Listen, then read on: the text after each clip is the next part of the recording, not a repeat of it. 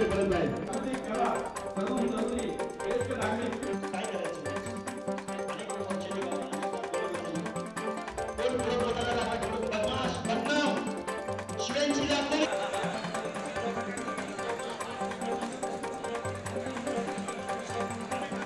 करू नये social media व माध्यमातून आपल्या ओळखींना अडचण होईल त्याची कोणतीही कृती कोणी करू नये अशी कळकळीची विनंती।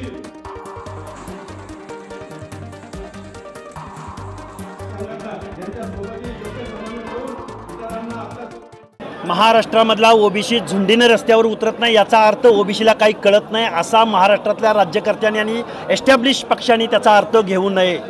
ओबीसीला निश्चित कळलंय, ओबीसीला मित्र कोण आहे ते कळलंय, शत्रू कोण आहे ते कळलंय। ओबीसीकडे फक्त यंत्रणा आणि आपला लाख मोलाचा मताचा अधिकार आम्ही प्रबोधनाच्या माध्यमातून ओबीसी निश्चित जागृत करेल आणि येऊ घातलेल्या लोकसभेच्या निवडणुकीमध्ये ओबीसी, व्हीजेएनटी, एसबीसी, दलित, मायनॉरिटी ही माणसं निश्चित एकत्र येतील आणि फक्त आमच्या ओबीसी व्हीजेएनटीच्या हक्क अधिकाराविषयी लढणार नाहीत तर देशाचं संविधान वाचवणं, देशाची लोकशाही वाचवणं आणि देशाचं स्ट्रक्चर वाचवणं त्याची सुरुवात आमच्या जालन्यामधून झाली। जालना ही ऐतिहासिक भूमी आहे।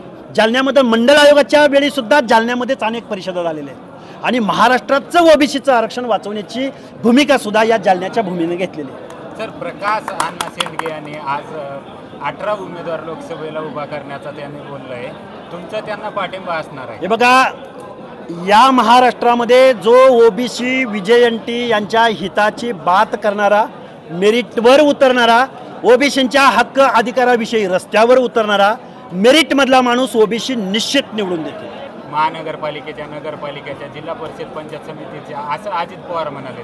आज हे बघा, या महाराष्ट्राच्या नेतृत्वाला, देशाच्या नेतृत्वाला मला अगदी विचारपूर्वक सांगायचं आहे, या महाराष्ट्रामध्ये पक्षांतरबंदी कायदा असेल, या महाराष्ट्रामधला विरोधक संपवणं असेल, या महाराष्ट्रामध्ये खूप मोठ्या बहुसंख्य प्रमाणात ओबीसी, व्हीजेएनटी त्याच्या हक्क अधिकाराविषयी कॉन्सन्ट्रेट झालेलं असताना पंचायत राजचं आरक्षण संपवणं म्हणजे टोटल लोकशाहीचं स्ट्रक्चर संपवण्याचं काम इथला सत्ताधारी वर्ग करतोय अशी भावना या महाराष्ट्रामधल्या ओबीसींची झालेली आहे आणि त्याचं प्रत्यंतर निश्चित बॅलेटमध्ये दिसतं।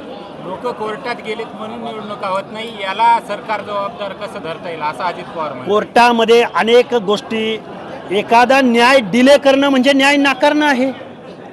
इथं पक्ष चॅलेंज केले जातात, पक्ष फोडले जातात, पक्षाची चिन्ह चॅलेंज करून ताब्यात घेतली जातात आणि न्याय प्रक्रिया डिले केली जाते म्हणजे न्याय नाकारला जातो, म्हणजे न्याय व्यवस्थेवरचा सुद्धा विश्वास इथल्या लोकांचा उडालेला आहे।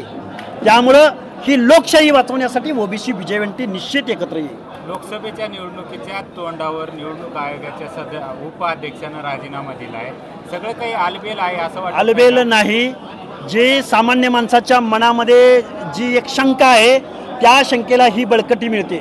कारण एक अध्यक्ष असतो, 2 उपाध्यक्ष असतं, त्याचं स्ट्रक्चर असतं, काही व्यापक प्रमाणात काही डिसिजन घेतले जातात। निवडणूक आयोग ही स्वायत्त संस्था आहे, लोकशाहीचा महत्त्वाचा पिलर आहे। तो पिलर जर डळमळीत करायचं काम इथल्या सत्ताधाऱ्याकडून होत असेल, अध्यक्षांनी किंवा उपाध्यक्षांनी राजीनामा दिला असेल आणि त्या पोस्ट भरल्या जात नसेल तर निश्चित लोकशाही कुठेतरी अडचणीत आहे, निवड प्रक्रिया अडचणीत आहे आणि एकूण प्रक्रियेवरचा विश्वास आता इथल्या सामान्य जनतेचा उडत आहे। लोकसभेसाठी किती ओबीसीचे उमेदवार या ठिकाणी रिंगणात? ज्या लोकसभेमध्ये ओबीसीचा माणूस प्रस्थापित पक्ष देईल त्याच्या पाठीशी पहिल्यांदा त्या माणसाचा विचार करेल, दुसऱ्यांदा ओबीसी कोण सक्षमपणे उभा आहे त्याचा विचार केला जाईल आणि ओबीसीचे एकापेक्षा जास्त उमेदवार असेल तर त्या ओबीसीच्या नेतृत्वाचं मेरिट तपासलं जाईल आणि एकदम शांत पद्धतीनं बॅलेटमधून ओबीसी आपलं मत व्यक्त करेल।